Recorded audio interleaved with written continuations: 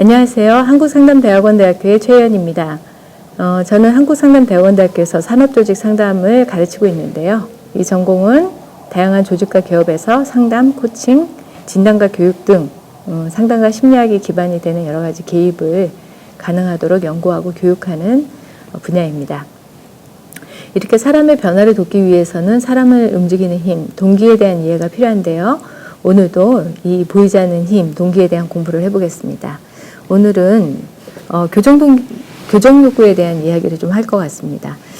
자, 요즘 아이들 시험철이 다가오죠. 알아서 공부를 해주면 좋겠는데 부모 마음 같지가 않죠. 이럴 때 이제 부모님들은 참다 결국은 공부하라는 말이 나오고 마는데요. 정작 당사자인 아이들보다 부모님이 더 속을 끓일 때가 많은 것 같습니다. 오늘은 잘 되라고 해주는 말을 왜 안 들을까? 다른 말로 남들이 변화하게 하는 것이 어떤 과정을 거치느냐, 이런 얘기를 나눠보겠습니다. 뭐 좀 저 사람 변화하면 좋겠는데 늘 그들의 경우는 참으로 많죠.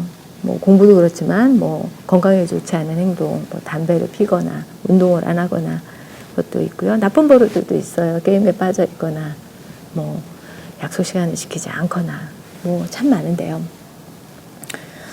공부를 안 하는 아이들을 보면 부모는 그 시기를 겪어봤으니까 좀 그런 생각에서 미리 얘기를 해주게 됩니다. 그리고 바람직하지 않은 행동을 제약하고 공부를 하라고 애원도 하고 설명도 하고 때로는 이제 위협도 하죠. 그러나 아이들은 잘 되라고 하는 말인데 귀담아 듣지 않는 것 같습니다. 뭐 잠깐 언급한 것처럼 공부뿐 아니라 지각, 건강에 안 좋은 행동들, 또 상대가 기분 안 좋은 일, 이런 경우에 이제 잘 되라고 말해줘도 소용없거나 시시비비를 알려줬더니 뭐 쫌생이 같다, 쓸데없는 간섭을 한다, 이런 말까지 듣기도 합니다. 해결책이 뻔히 보이는데도 이런저런 이유를 대거나 변화 없이 그대로 온 것을 보면 때로는 이제 인내심의 한계를 느끼게 되죠. 가까운 사람, 내가 아끼는 사람, 그리고 또 내가 그 사람을 도와주는 입장이면 잘못된 행동을 그대로 보는 것이 쉽지 않습니다. 잘못인데 그대로 두면 큰일이 될 수도 있기 때문에 상대를 위해서 이걸 꼭 바로잡아야 된다, 이렇게 이제 우리가 생각하게 되는데요. 그런데 이렇게 문제가 있으면 고쳐주려는 노력이 실은 사람들 대부분이 가지고 있다는 일종의 욕망이라는 점도 좀 자각할 필요가 있습니다. 뭐가 날아오면 나도 모르게 피하게 되죠. 가려우면 긁는 것처럼. 이런 것도 이제 이렇게 매우 반사적인 반응들인데요. 밀러와 롤릭이라는 심리학자는 이러한 문제가 있을 때 고쳐주고 싶은 이 욕구 역시 반사적인 욕망이라고 하고 이를 교정방사라고 불렀습니다. 실제로 우리 마음에 이런 거에 있는 거 볼까요? 여러분의 예를 들어서 길을 걸어가는데 어떤 학생이 뒤에 백팩에 지퍼가 반이 열려가지고 걸어가고 있다고 하죠. 그럼 여러분 어떤 마음이 드나요? 그 가서 이렇게 잠궈주시고 싶으시죠? 이렇게 교정반사는 타인을 돕고자 하는 욕구에서 생겨나고 문제가 있을 때 개선하고자 노력하게 만드는 동력이기도 합니다. 그런데 이제 도와주고 싶으니까 지적도 하고 설명도 하는데 이게 반복되면 잔소리가 되죠. 압박이 되고요. 강요가 되고요. 또 이제 드리는 노력에 비해서 달라지는 것이 없으면 너 그렇게 하면 어떻게 되는 줄 알아? 이렇게 위협을 하거나 뭐 무조건 해, 이렇게 강요나 비난까지도 하게 됩니다.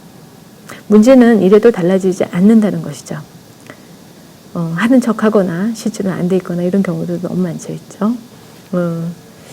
모든 것이 지나치거나 상황에 부합하지 않은 문제가 되는 것입니다. 이런 교정 동기가 너무 강하면 역효과를 가져올 수 있습니다. 간단한 예를 볼까요?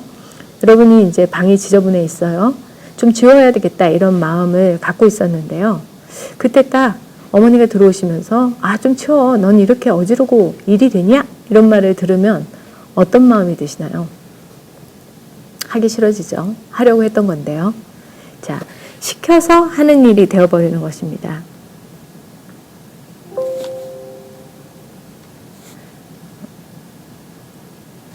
사람들에게 자율성은 매우 중요한 욕구인데요. 이것을 침해받으면 이제 생기가 떨어지게 되는 거죠. 문제를 바로잡고자 하는 의도는 좋지만 교정반사의 문제는 상대방이 스스로 하려는 마음을 시켜서 하는 것이다. 라고 해석하게 만드는데 첫 번째 문제가 있습니다. 두 번째는 양가 감정을 고려하지 못한다는 것입니다. 무슨 말인가 싶죠? 우리 마음에는 한 가지의 마음만 있는 게 아닙니다. 방이 어지러졌을 때 이거 치워야겠는데 하는 마음도 있고요. 또 피곤한데 좀 쉬고 싶은데 이런 마음도 있죠. 이렇게 여러 가지 감정들이 우리 마음속에 있는 것입니다. 근데 나는 치워야지 생각도 있었는데 상대가 너는 이렇게 어지러웠니? 이런 생각을 하면 나는 쉬고 싶은 마음들이 튀어나오는 거죠. 그러면서 내가 쉬는 것을 못 봐. 이런 생각의 편에 서게 됩니다. 이런 것들을 심리적 반작용이라고 부릅니다. 자, 그래서 사람들에게 설명을 하거나 지시를 하거나 강요를 하는 것들이 때로는 설득을 하는 것조차도요. 우리가 이런 심리적 반작용을 일으키는 역할을 한다는 것도 가끔씩 알아차릴 필요가 있습니다. 우리가 변화, 즉 필요한 행동을 하지 않고 꿈을 때리는 이유는 단순히 게으르거나 몰라서가 아니라 이런 양가 감정이 정리되지 않아서인 경우가 많습니다. 다른 이에게 도움을 주려고 할 때 상대의 양가 감정에 감정을 기울이지 못한 채로 성급하게 충고하거나 제시하는 경우가 많은데요. 이런 것들이 우리 교정 욕구에서 온다는 걸 살피고 다소 자제할 필요가 있습니다. 변화는 스스로 필요를 느끼고 스스로 무엇을 하겠다 이야기할 때 실행될 가능성이 가장 크기 때문입니다. 남이 말해서가 아니라 내가 느껴야지 일이 되는 거죠. 자, 양가 감정을 이해하려면 들어야 합니다. 변화 당사자 스스로 이 변화가 왜 중요한지 또 이 변화를 하고 싶은지 말하는 것이 핵심입니다. 동시에 이런 변화라는 마음과 함께 또 이를 방해하는 양가 감정도 알아차릴 필요가 있습니다. 변화를 방해하는 양가 감정이 뭐냐 이런 질문 하실 수 있을 것 같은데요. 필요한 행동을 방해하는 생각과 감정은 다양할 수 있습니다. 우리가 공부가 중요하다. 이제 공부 안 하는 친구들 중에서 공부 못하고 싶은 사람은 없습니다. 그런데 그리고 공부하면 좋을 거라고 생각도 해요. 그래서 공부가 중요한 것은 알고는 있지만 해도 안 됐다. 해봤는데 안 된다. 이런 생각들이 많죠. 그래서 운동이 중요하다고 생각하고 또 하면 잘할 수도 있을 것 같지만 난 다른 일이 너무 바빠. 이렇게 우선순위가 떨어져도 안 하게 되는 거죠. 자, 원하지만 못하겠다. 원하지만 지금은 아니다. 이런 마음인 거죠. 네. 상대가 이러한 양가 감정을 가지고 있을 때 이를 무시한 채로 설득하거나 위협하는 것은 오히려 저항을 증가시킬 수 있습니다. 담배를 끊을 자신이 없는 사람에게 담배를 안 피우면 용돈이 절약되고 찌든 냄새도 안 나 라고 선택하거나 담배가 폐암을 유발해 라는 위협이 그리 효과적이지 않을 수 있는 이유입니다. 버틀러 등의 연구에서는 금연 치료를 할 때 일반적으로 의사가 처방하는 태도를 조언을 하면 이러한 형태의 치료가 반복되면 그 환자 측에서 치료에 대한 거부가 증가한다는 결과도 보고됐습니다. 그래서 좋은 말을 해주는 것보다 때로는 듣는 것이 중요합니다.